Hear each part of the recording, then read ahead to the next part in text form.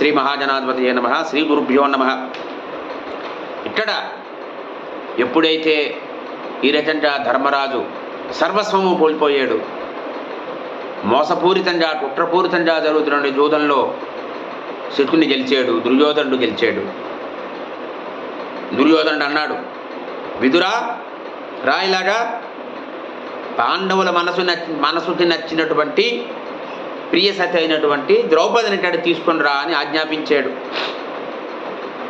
ఆ పాపాత్మురాలైనటువంటి ద్రౌపది వెంటనే ఇక్కడికి రావాలి, అంతఃపురాన్ని శుభ్రం చేయాలి, ఆమె అక్కడ దాసీలతో పాటు ఉండాలి అని ఆజ్ఞాపించాడు. అప్పుడు విదురుడు అంటున్నాడు, మూర్ఖుడిరా నువ్వు, నీలాంటి వాడు మాత్రమే ఇటువంటి మాటలు అనగలడు. కాలపాసాన్ని చిక్కిపోయేవు, ఏమి మాట్లాడుతున్నావో తెలుసుకోకుండా మాట్లాడుతున్నావు దుర్యోధన. లోజులోకి వెళ్ళిపోతున్నావు, అగాధంలోకి వెళ్ళిపోతున్నావు నువ్వు. కాబట్టి వేలాడుతున్నావు నువ్వు, ఓ లోజులో వేలాడుతున్నావు నువ్వు. అది నీకు తెలియడం లేదు. ఒక జింక పులుల్ని ఏ రకంగా రెచ్చగొడుతుందో అలా రెచ్చగొడుతున్నావు నువ్వు, ఈ రకంగా నడుస్తున్నావు అన్నాడు. నువ్వు బుద్ధిహీనుడివి. నీ తల మీద ఏమున్నాయి? నీ తల మీద మహాసర్పాలు ఉన్నాయి. కోపంతో నిండినటువంటి ఆ సర్పాలకి మరీ కోపాన్ని తెప్పించద్దయ్యా, యమలోకానికి వెళ్ళేటువంటి ప్రయత్నాలు చెయ్యొద్దు అన్నాడు. అని నైదాసీత్వమాపన్న కృష్ణా భవితుమర్హతి ఆనిసేన రాజ్ఞేశ పనేనస్తేతి మే మతి. ద్రౌపది ఎప్పుడూ కూడా దాసి కాదు. యుధిష్ఠిరుడు ముందు తనని ఓడిపోయాడు, ఆ తరువాత అస్వతంత్రుడైనటువంటి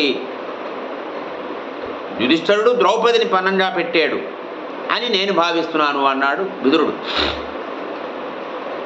వెదురు తన వినాశం కోసమే ఫలాన్ని ధరిస్తూ ఉంటుంది. అదే రకంగా ఈ దుర్యోధనుడు కూడా మహాభయంకరమైనటువంటి వైరం కోసమే ఈ జూదాన్ని స్వీకరించాడు. మదించినటువంటి ఈ దుర్యోధనుడు రాబోయేటువంటి అరిష్టాన్ని గ్రహించలేకపోతున్నాడు అని చెప్తున్నాడు ఇక్కడ. నారుంతుదః స్యాన్న నృంసవాది నహీనత పరమభ్యాదీత యయాస్య వాచ పరముద్విజేత నవదే దుషతీం పాపలోక్యాం. మాటలతో ఎవరిని కూడా గాయపరచకూడదు, ఎవరితోటి కఠినంగా మాట్లాడకూడదు, నీచతుర్చాలతో శత్రువుల్ని వశం చేసుకోకూడదు, ఇతరులకు ఎప్పుడు కూడా ఉద్వేగాన్ని కలిగించేటువంటి మాటలు మాట్లాడకూడదు. అది ఎక్కడికి దారి తీస్తుందంటే నరక ప్రాప్తి కలిగిస్తుంది, నరకలోకానికి దారి తీస్తుంది. అంటే మాటలతో ఇతరులను గాయపరచడము, కఠినంగా మాట్లాడటము, నీచతుర్చాలతో శత్రువులను వశం చేసుకోవాలనే ప్రయత్నం చేయడము, ఇతరులకు ఉద్వేగాన్ని కలిగించే మాటలు మాట్లాడటము కూడా ఇవన్నీ నరక ప్రాప్తి కలిగిస్తాయి అని చెప్పి విదురుడు వారు చెప్పారు. నోటి నుండి వాగ్బాణాలు వెలువడుతూ ఉంటాయి. అవి తాకినటువంటి మనిషి రాత్రి పగలు కూడా దుఃఖాన్ని అనుభవిస్తాడు. ఇతరులకి మర్మఛేదకాలు అవుతుంటాయి అటువంటి మాటలు. కాబట్టి పండితులైన వారు ఎప్పుడు కూడా వాగ్బాణాలు ప్రయోగించకూడదు, ఇతరుల మీద వాగ్బాణ ప్రయోగం చేయకూడదు. అవి వారిని అహోరాత్రాలు బాధిస్తూ ఉంటాయి. ఒక మేక ఒక బాణాన్ని మింగిందిట, అది మెండుడు పడలేదు, వెంటనే తలని నేలకి వేసి కొట్టుకుంటున్నది. దానితో ఏమైందంటే ఆ బాణము ఆ కంఠాన్నే తెగదించేసింది. ఆ బాణానికి కంఠం చెడిపోయింది. అదే రకంగా పాండుపుత్రులతో నువ్వు వైరాన్ని తెచ్చుకుంటున్నావు, అది కొని తెచ్చుకోవద్దు వైరము అని చెప్పి హితబోధ చేశారు విదురుడు.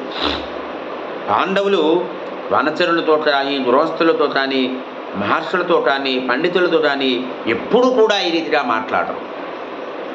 నాకించిదిద్దం ప్రవదంతి పార్థ వనేచరంబా గృహమేదినంబా తపస్వినంబా పరిపూర్ణ విద్యం భవిష్యంతి ఏవం స్వనరాసృతయేవ.